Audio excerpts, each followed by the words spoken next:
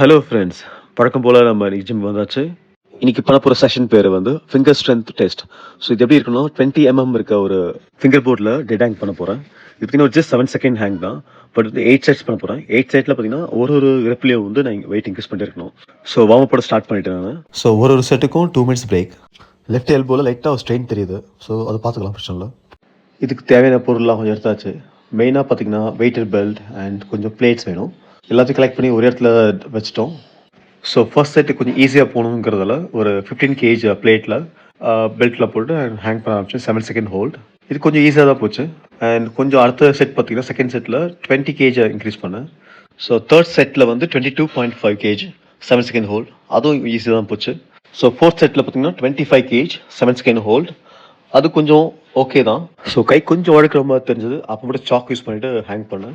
So இந்த fourth set பார்த்தீங்கன்னா கொஞ்சம் ஈஸியாக தான் போச்சு, ரொம்ப கஷ்டப்படல. அண்ட் ஃபிஃப்த் செட் பார்த்தீங்கன்னா 27.5 kg போட்டேன். ஸோ இந்த செட்டில் பார்த்தீங்கன்னா கொஞ்சம் ஃபிங்கர்ஸ் டயர்ட் ஆகிடுச்சு ஆல்மோஸ்ட். ஸோ 8th செட்டில் பார்த்தீங்கன்னா 35 ட்ரை பண்ணேன். பட் வந்து அது 5 செகண்ட் தான் ஹோல்ட் பண்ண முடிஞ்சது.